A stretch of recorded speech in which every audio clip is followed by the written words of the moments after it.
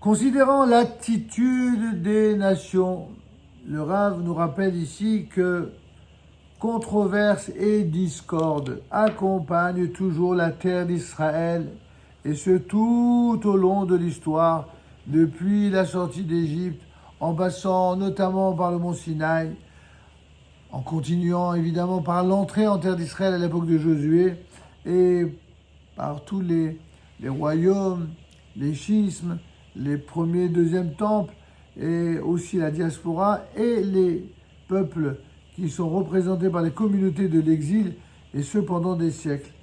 Je dis toujours que pendant des siècles, on a dit aux Juifs, si vous n'êtes pas contents, retournez dans votre pays. Et maintenant que les Juifs retournent dans leur pays, on leur dit, vous avez pris la place des autres. Ça veut dire qu'en fin de compte, les antisémites, ils sont tellement de bonne foi qu'en fin de compte, la conclusion à laquelle ils voudraient nous faire parvenir, c'est que les Juifs sont nulle part chez eux. Et encore moins en terre d'Israël. Alors, évidemment, il faut rappeler ici avec le Rav Botchko, qui illustre ce que dit le Kuzari une fois encore, que la terre d'Israël fut aussi le théâtre de nombreuses guerres, malheureusement, hier comme aujourd'hui. Israël ne fut pas seul à vouloir y habiter, même si cette terre a été promise par Dieu à Abraham, à Yitzhak et à Jacob, à sa descendance, eh bien, elle a été convoitée, tout comme ont été convoitées l'élection du peuple d'Israël. Eh bien, l'élection de la terre d'Israël fut convoitée également. La terre fut conquise à de nombreuses reprises par divers peuples. D'abord, les Cananéens. Les Cananéens, mais qu'est-ce qu'ils foutaient en terre d'Israël? Ve'akenaani az ba'aretz, dit le verset. Ils n'avaient rien à y faire. Le Cananéen, il descendait de Ham. Vous savez, un des trois, la terre a été divisée en trois parties. Shem, Ham, Yafet. Shem, ça a donné les Sémites. Ham, ça a donné les peuples d'Afrique. Et Yafet, c'est l'Occident, la Grèce, etc. Alors, les Cananéens qui descendent de Ham n'auraient jamais dû se trouver en terre d'Israël. Seulement, voilà, les premiers colons de l'histoire, les Cananéens, ils se trouvaient là-bas. Et comme toujours, ce sont ceux qui viennent nous prendre notre place, qui viennent squatter notre place, qui lorsqu'on retourne dans notre terre, ils vous disent, mais qu'est-ce que vous foutez chez nous, hein, ça vous rappelle rien? On a aussi en France des squatteurs qui viennent squatter des immeubles et des maisons, et lorsque les gars reviennent chez eux, eh ben, on leur dit, non, monsieur, vous n'avez pas le droit de les foutre dehors. Comme quoi, finalement, ça aussi, ça a imprimé ce qui s'est passé en terre d'Israël, ça a imprimé les nations en dehors d'Israël.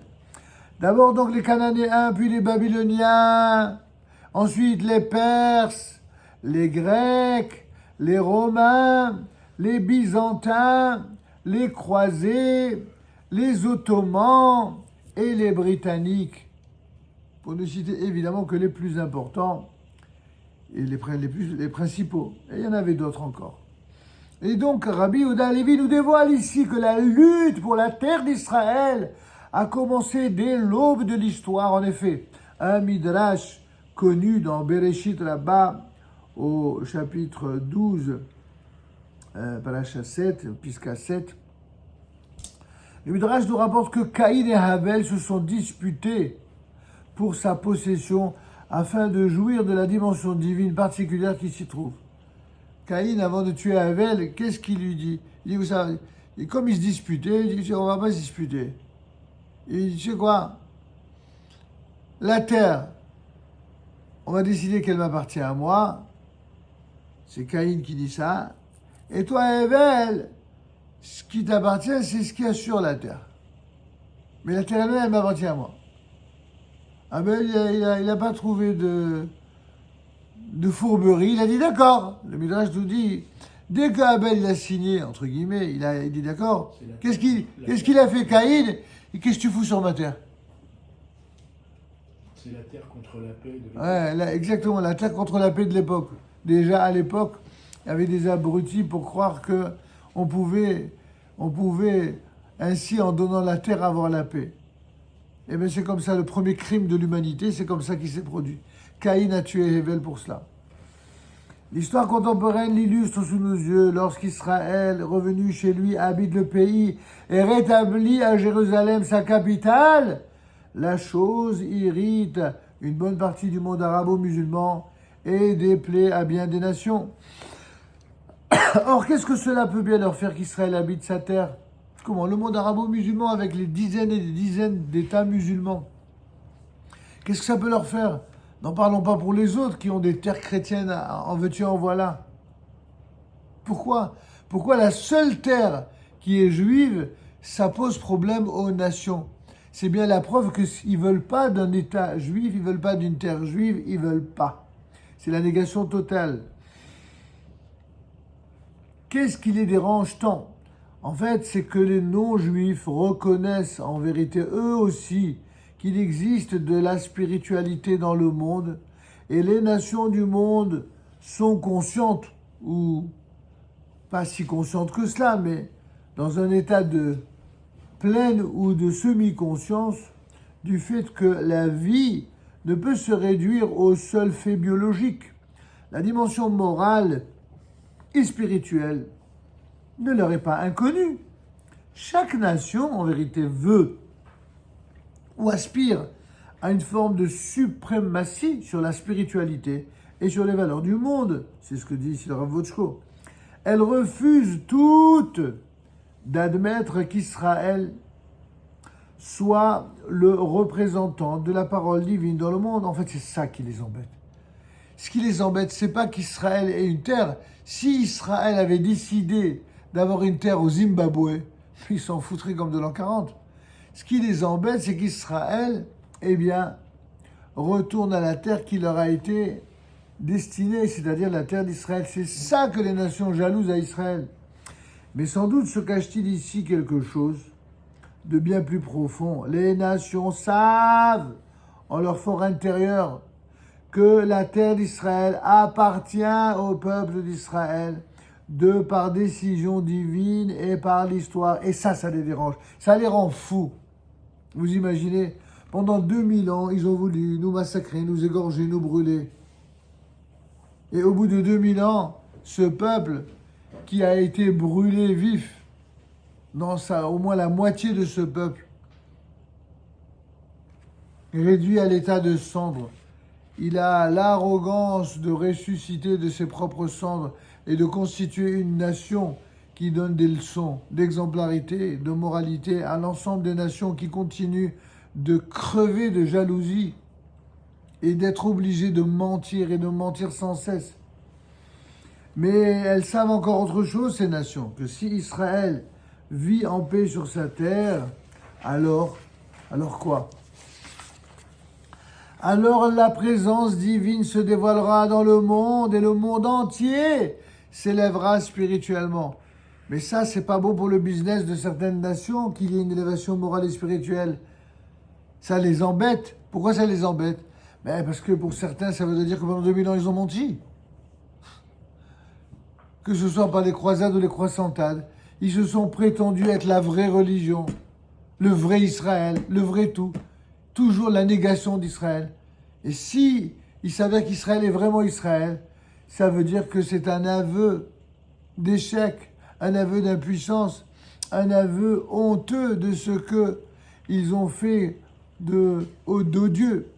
Comme quelqu'un qui est allé trop loin. Vous savez, les gens de la mafia, quand ils vont trop loin dans la pourriture, alors comme ils savent que de toute façon, ils ne pourront jamais être blanchis, ils ne pourront jamais se racheter, alors ils préfèrent être encore plus cruels et plus ignobles plutôt que de reconnaître leur erreur et de faire ce qu'on appelle sa repentance. Bien que même dans la mafia, il y a des repentis. Alors peut-être que parmi les nations, il y aura des repentis. Et pour l'instant, elles ne se bousculent pas au portillon. Ces nations ne pourront plus continuer à vivre leur vie coutumière. Elles avaient le bouc émissaire Israël qui était facile. Elles seront contraintes de renoncer au profit de l'élévation spirituelle à certains des plaisirs auxquels elles s'adonnent. Cette idée les remplit d'effroi et provoque une réaction de recul et de rejet, voire de haine. Elle provoque, c'est ce que dit le Rav ici, elle provoque haine et animosité à l'égard d'Israël. Le monde craint de voir se réaliser les prophéties des prophètes d'Israël et la rédemption promise pour la fin des temps. Il fait donc tout ce qui est dans son pouvoir pour l'empêcher. l'incarnation la plus flagrante, la plus manifeste de tout ce qui est dit ici, c'est l'extrême gauche. Que ce soit en Israël, en France, aux États-Unis, en Angleterre, ailleurs, partout où il y a l'extrême gauche, il y a la haine d'Israël à en crever. Parce que reconnaître qu'Israël est Israël, c'est tout simplement la fin de l'extrême gauche. L'extrême droite aussi. En fait, ça se promène. Oui, mais pas de la manière. Attendez, j'ai pas de sympathie pour l'extrême droite. Ne faites pas dire ce que je n'ai pas dit. Ce que je dis juste, sur le plan idéologique, c'est l'extrême droite. Avec tout l'extrémisme dont l'extrême droite a pu faire preuve dans le passé et qu'on a toujours condamné, les seuls qui soutiennent ouvertement aujourd'hui Israël, même si c'est pour des calculs politiques, c'est l'extrême droite. Donc je ne vais pas dire aujourd'hui que l'extrême droite et l'extrême gauche c'est la même chose, c'est faux, c'est pas la même chose. Je suis désolé. La haine d'Israël aujourd'hui, elle est beaucoup plus à l'extrême gauche qu'à l'extrême droite. Même s'il y a encore à l'extrême droite certainement des gens qui sont des vestiges de l'ancien, je me fais pas d'illusions là-dessus, qu'est-ce que vous croyez? En fait, c'est parce qu'en réalité, la haine, elle est partout, sauf qu'elle se manifeste dans De façon l'histoire, différente. elle est tantôt par là, tantôt à Elle est gauche, plus tantôt à bruyante, droite. elle est plus bruyante en ce moment. Mais l'idéologie d'extrême droite, Oui. l'idéologie nazie, Oui.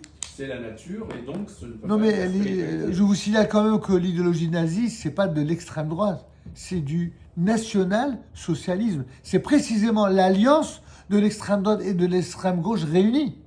Donc il faut pas dire ça. Les gens pour un oui, pour un non, dès qu'ils n'aiment pas quelque chose, un extrémiste, ils disent nazisme. Ben, alors, il y a aussi ce qu'on appelle les nazis-islamistes. On appelle aussi les islamo-gauchistes. On peut s'amuser à l'infini avec des termes pareils. Mais je suis d'accord, ils ne me dérangent pas tous ces termes. Mais juste ce que je veux comprendre, ce que je voudrais faire comprendre, c'est qu'ici, nous, on pointe sur le mensonge qui est véhiculé tantôt, certes, par les uns, tantôt par les autres, dans ce que ils ont pris Israël pour cible, au lieu de prendre Israël pour lieu de la bénédiction. Tout ça, tout bêtement. L'extrême gauche, à moins d'être extrêmement aveugle et extrêmement crétin et extrêmement assassin, ce qui est le cas de l'extrême gauche en France aujourd'hui, mais peut-être que ça n'a pas toujours été le cas de l'extrême gauche aussi. Je veux dire, il y a aussi des changements, de la même manière qu'un être humain peut changer, de la même manière qu'un groupe aussi peut changer. Il faut espérer que les gens changent. Alors c'est pour ça que moi je suis pas, encore une fois, j'ai aucune sympathie pour les extrémismes, hein, vous croyez-moi. Mais on ne peut pas dire, si on prétend vouloir la vérité, on ne peut pas dire que pour gommer le mal là où il se trouve focalisé, dire que finalement tous les mots M-A-U-X se valent de la même manière. Ben non. Le mal, les mots M-A-U-X se valent de la même manière lorsque ils défendent les mêmes intérêts de cruauté, de mensonge et de méchanceté, notamment par rapport au peuple juif et Israël. Et si aujourd'hui, cette méchanceté, cette cruauté, cette injustice, elle est focalisée sur l'extrême gauche, je suis désolé, on doit le dire. Même si je n'ai pas de confiance aveugle pour une partie... Des religions. Que... L'extrême gauche, ça serait la marionnette de l'islam, et l'extrême droite, la marionnette de l'Occident. Je vais vous dire, les extrémismes ne sont les marionnettes que des extrémistes eux-mêmes. Il n'y a pas besoin de marionnettes. Vous savez, quand les gens sont très heureux d'utiliser l'islamisme radical pour leur extrémisme de gauche, c'est la preuve qu'ils se valent. Il ne faut pas me raconter des histoires. Il n'y a pas besoin de marionnettes. Ce n'est pas une marionnette. Ils sont comme ça. Les gens qui soutiennent le Hamas, ce sont des pourritures. Il n'y a pas d'autre mot. Même si on est habituellement modéré sur nos propos, là, il n'y a aucune ambiguïté. Ce sont des pourritures qui sont des gens qui soutiennent des assassins. Et il faut les traiter comme tels et ne pas avoir d'égard pour eux. Mais si ces pourritures, ils existent dans d'autres partis, Vadaï, qu'on dira la même chose pour eux, évidemment. Avant que ce soit la gauche qui s'en prenne aux Juifs, il y avait Savonarole, il y avait Drummond... Naron. Mais il faut pas faire des commentaires. J'entends bien, mais moi je me refuse à faire cette forme d'anachronisme dont certains se complaisent à faire dans les commentaires en disant que finalement c'est la même chose ça et ça. Mais de quoi tu parles ? Hitler, c'était Hitler au moment de la Shoah. l'extrême droite de Jean-Marie Le Pen, c'était l'extrême droite de Jean-Marie Le Pen au moment de Jean-Marie Le Pen.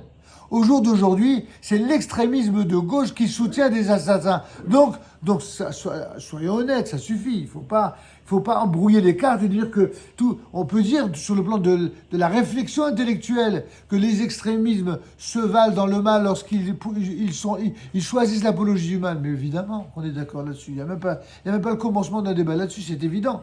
Mais il se trouve que ce mal en question, il n'est pas incarné par les mêmes personnes dans chaque génération, et c'est ça que je dis. Et il faut le dire, il faut le dire. Mais ça reste quand même une négation du juif. Mais vadaï, mais une négation, et pas seulement du juif, d'Israël. C'est une négation d'Israël en tant que nation. Oui. Absolument. Oui, pardon, Rabbi Shimon, tu veux dire quelque chose? Non, sans le c'est qu'en réalité, effectivement, le mal, au travers de l'histoire, il a changé d'habit, il a changé de forme, Bien il sûr. a changé d'endroit. Mais en réalité, il est toujours là potentiellement, et simplement, il se manifeste au À gré gauche, des conjonctures de l'histoire, à droite, à gauche. Oui, mais c'est souvent représenté par l'islam ou par Aujourd'hui, oui. Alors, si vous voulez bien, on va terminer, parce qu'il nous reste juste 12 minutes, on va terminer par le dernier petit titre proposé par le Rav Bochko à la page 56, La terre d'Israël et la descendance de Shem, dans la prochaine vidéo.